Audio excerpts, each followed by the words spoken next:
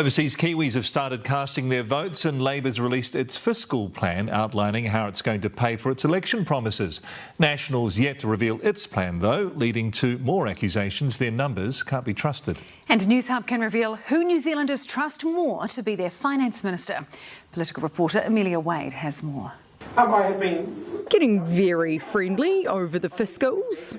Now, funding cost pressures is not sexy stuff, but it's the stuff that governments have to do. All part of Labor's thrust for financial trust. Thank you, Grant. I think you're the only person I have ever heard who has used the term cost pressures and sexy stuff in the same sentence. What finance ministers do. What finance ministers also do is balance the books. And before anyone starts thinking about Grant Robertson's fiscal holes, their numbers have been checked and signed off by economists at Infometrics. They've gone through and they've tested the assumptions in some areas, said that they're credible and believe that overall the underlying assumptions are credible. And Robertson's right, there is nothing sexy about the numbers. There's only $660 million spare for when another natural disaster hits. It will be tight, absolutely, but we've provisioned for the big cost pressures the government will face. Labor's fiscal plan is a fantasy.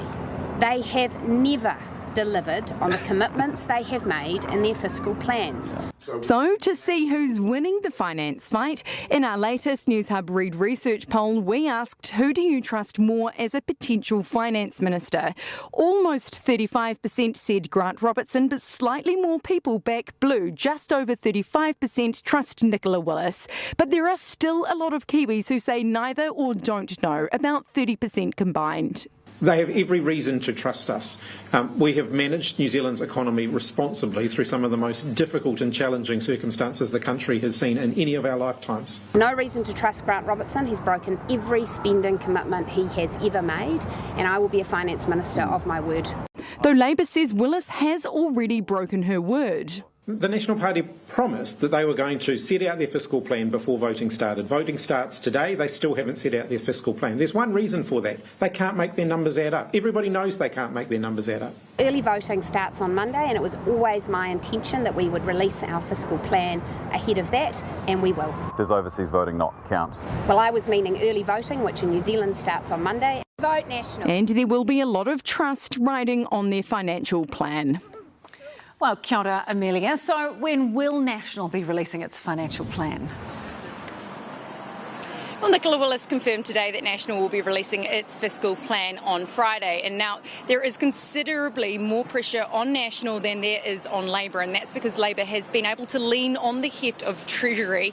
And basically because a lot of its election promises were banked into the pre-election fiscal update. So today's plan just topped it up with the new promises that were made on the campaign, such as taking GST or fresh fruit and veg and free basic dental for under 30s. And it looks like National has been waiting for Labor to release its financial plan, so there are no surprises because National's already had a pretty nasty one. In that pre-election fiscal update, turns out there was $500 million less in the climate fund than they were expecting, and they need to raise that fund in order to pay for its tax cuts. And given the intense scrutiny that National has had on their tax plan, with numerous economists saying that it doesn't stack up, the pressure is on National to make sure that that fiscal plan is watertight without so much as a shadow of a fiscal hole.